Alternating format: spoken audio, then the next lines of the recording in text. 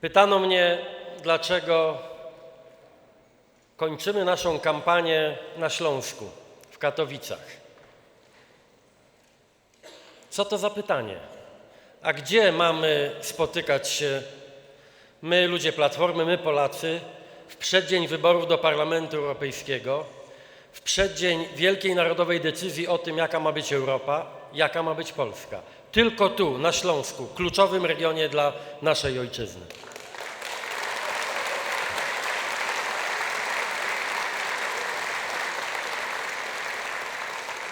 Ten śląski znak, tak widoczny w czasie tej kampanii, to nie zbieg okoliczności, to nie przypadek.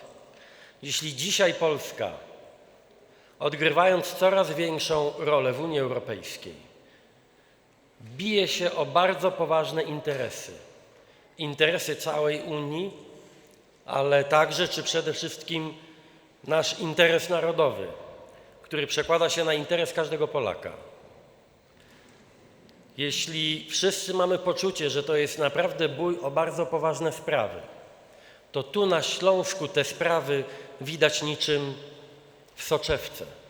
Kiedy mówimy uporczywie, przekonując naszych partnerów o bezpieczeństwie energetycznym, to my Polacy mówimy wtedy też o Śląsku.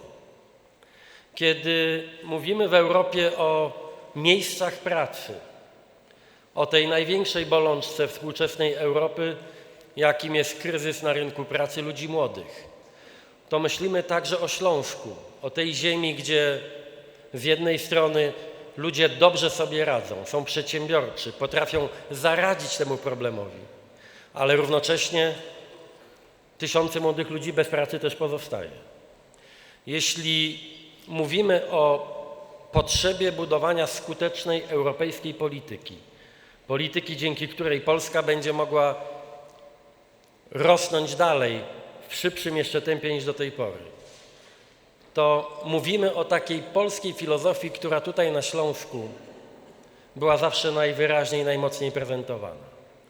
Ale będąc dzisiaj tutaj na Śląsku, chcę wam przywieźć także pewien komunikat, informację o tym, co widziałem w ostatnich miesiącach i w ostatnich latach, będąc stale obecnym w polskich domach, w polskich wsiach, w polskich miastach, w każdym polskim regionie. Przyjeżdżam dzisiaj tutaj na Śląsk prosto z Wałbrzycha i mamy kilka wspólnych lekcji charakterystycznych dla Górnego Śląska i dla miasta Wałbrzycha. I one są także lekcją dzisiaj dla całej Polski. Tam w Wałbrzychu rozmawialiśmy o potrzebie rewitalizacji miasta, w którym zamknięto wszystkie kopalnie. To miasto dźwiga się z tego upadku gospodarczego od wielu, wielu lat. Tam dokonano decyzji twardych i brutalnych.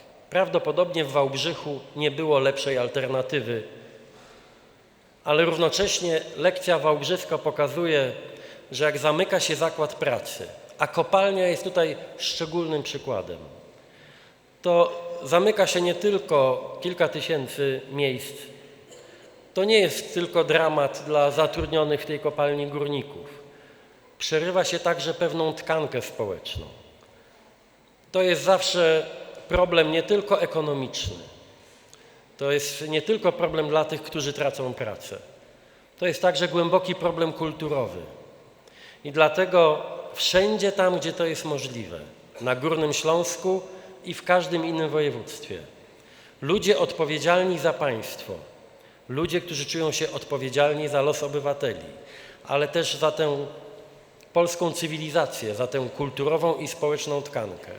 Wszędzie tam trzeba się 3 razy zastanowić, zanim się decyduje na takie twarde decyzje.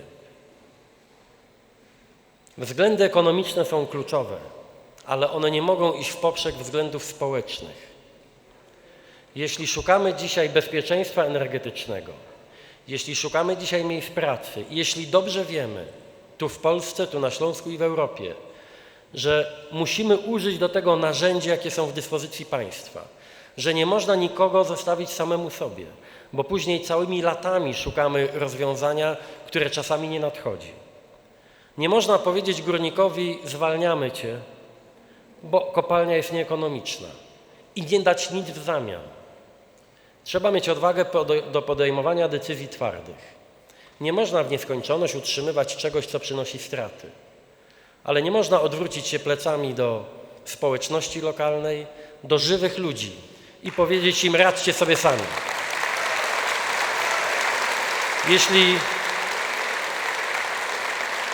Jeśli ktoś sprawuje władzę publiczną, jeśli ktoś ubiega się o to, żeby reprezentować Polskę w Europie, musi zawsze pamiętać, że robi to w imieniu zwykłych ludzi, nie w imię ideologii czy własnych ambicji, i że każdego dnia musi myśleć o tym, jakie skutki dla zwykłego człowieka przynoszą jego decyzje.